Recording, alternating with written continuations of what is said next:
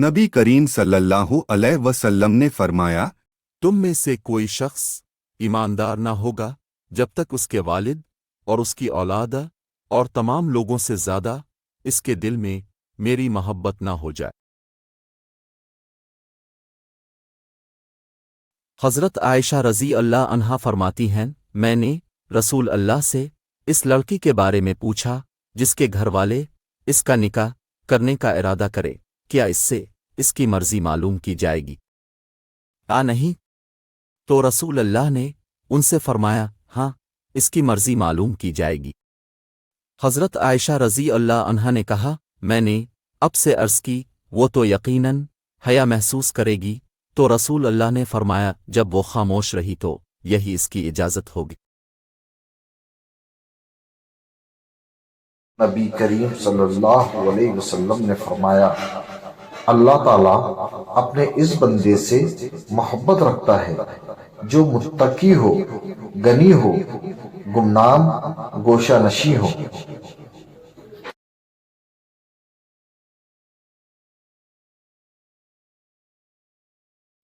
بسم اللہ الرحمن الرحیم۔ صحیح مسلم حدیث نمبر 15۔ ابو حانی نے ابو عثمان مسلم بن یسار سے، انہوں نے ابو ہریرہ رضی اللہ تعالیٰ عنہ سے، انہوں نے رسول اللہ صلی اللہ علیہ وسلم سے روایت کی کہ آپ نے فرمایا، میری امت کے آخری زمانے میں ایسے لوگ ہوں گے جو تمہارے سامنے ایسی حدیثیں بیان کریں گے جو تم نے سنی ہوں گی نہ تمہارے آبا نے، تم اس کماش کے لوگوں سے دور رہنا۔ بسم اللہ الرحمن الرحیم۔ صحیح مسلم حدیث نمبر 12۔ محمد بن مسنہ نے کہا، میں نے عبد الرحمن بن مہدی سے سنا، کہہ رہے تھے، آدمی اس وقت تک امام نہیں بن سکتا کہ لوگ اس کی اقتدا کرے، یہاں تک کہ وہ سنی سنائی بعض باتوں کو بیان کرنے سے باز آ جائے۔ بسم اللہ الرحمن الرحیم۔ صحیح مسلم حدیث نمبر 5۔ سعید بن عبید نے کہا، ہمیں علی بن ربیعہ والبیز نے حدیث بیان کی، کہا میں مسجد میں آیا اور اس وقت حضرت مغیرہ بن شعبہ رضی اللہ تعالیٰ عنہ کوفہ کے امیر گورنر تھے۔ مغیرہ نے کہا، میں نے رسول اللہ صلی اللہ علیہ وسلم سے سنا، آپ فرما رہے تھے، مجھ پر جھوٹ بولنا اس طرح نہیں جیسے میرے علاوہ کسی ایک عام آدمی پر جھوٹ بولنا ہے، جس نے جان بوجھ کر مجھ پر جھوٹ بولا وہ جہنم میں اپنا ٹھکانہ بنا لے۔ اللہ الرحمن الرحیم۔ صحیح مسلم حدیث نمبر 9۔ ابو عثمان نہدی سے روایت ہے کہ کہا، عمر بن خطاب رضی اللہ تعالیٰ عنہ نے فرمایا، آدمی کے لیے جھوٹ سے اتنا کافی ہے جس کی بنا پر وہ جھوٹا قرار دیا جا سکتا ہے کہ ہر سنی ہوئی بات بیان کر دے۔ بسم اللہ الرحمن الرحیم۔ صحیح مسلم حدیث نمبر 3۔ حضرت انس بن مالک رضی اللہ تعالی عنہ سے روایت ہے، کہا، مجھے تمہارے سامنے زیادہ احادیث بیان کرنے سے یہ بات روکتی ہے کہ رسول اللہ صلی اللہ علیہ وسلم نے فرمایا تھا، جس نے عمدن مجھ پر جھوٹ بولا وہ آگ میں اپنا ٹھکانہ بنا لے۔ بسم اللہ الرحمن الرحیم۔ صحیح مسلم حدیث نمبر 2۔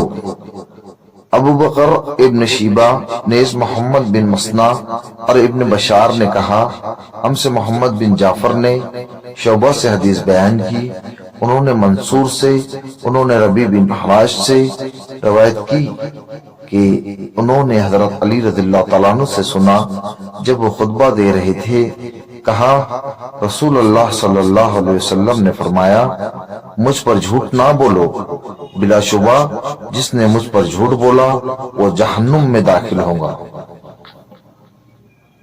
بسم اللہ الرحمن الرحیم۔ صحیح مسلم حدیث نمبر 16۔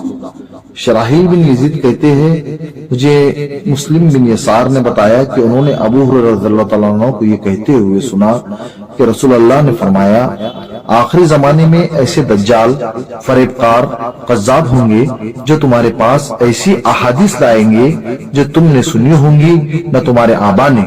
تم ان سے دور رہنا کہیں وہ تمہیں گمراہ نہ کر دے اور تمہیں فتنے میں نہ ڈال دے۔ بسم اللہ الرحمن الرحیم۔ صحیح مسلم حدیث نمبر 17۔ عامر بن عبدہ سے روایت ہے، کہا حضرت عبداللہ بن مسعود نے فرمایا، بلا شبہ شیطان کسی آدمی کی شکل اختیار کرتا ہے، پھر لوگوں کے پاس آتا ہے اور انہیں جھوٹ پر مبنی کوئی حدیث سناتا ہے، پھر وہ بکھر جاتے ہیں۔ ان میں سے کوئی آدمی کہتا ہے، میں نے ایک آدمی سے حدیث سنی ہے، میں اس کا چہرہ تو پہچانتا ہوں پر اس کا نام نہیں جانتا، وہ حدیث سنا رہا تھا۔ اللہ الرحمن الرحیم۔ صحیح مسلم حدیث نمبر 170۔ شعبہ نے کہا، میں نے قتادہ کو حضرت انس بن مالک رضی اللہ تعالیٰ عنہ سے حدیث بیان کرتے ہوئے سنا۔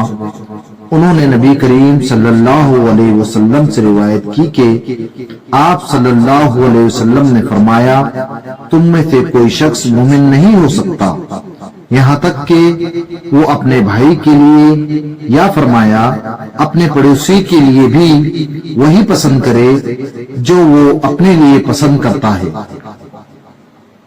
بسم اللہ الرحمن الرحیم۔ صحیح مسلم حدیث نمبر 26۔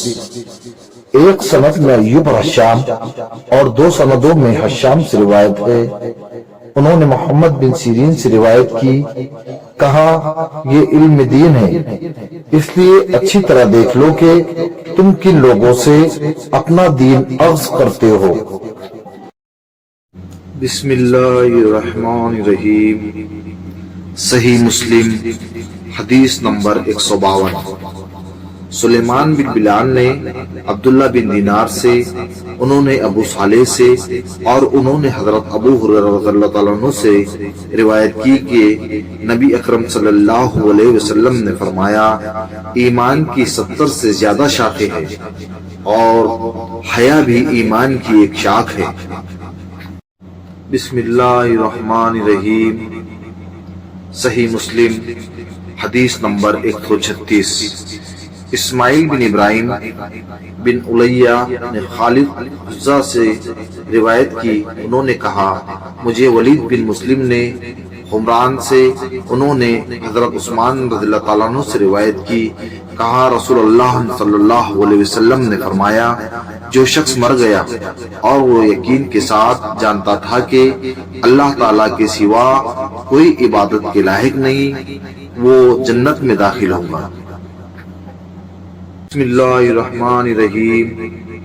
صحیح مسلم حدیث نمبر 159۔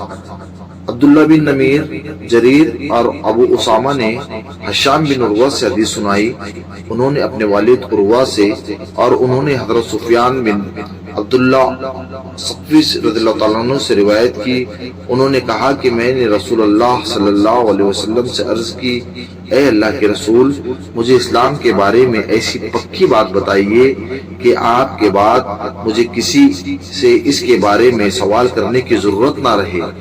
ابو اسامہ کی روایت میں آپ کے بعد کے بجائے آپ کے سوا کے الفاظ ہے۔ آپ نے ارشاد فرمایا، کہو آمنت باللہ، میں اللہ پر ایمان لایا، پھر اس پر پکے ہو جاؤ۔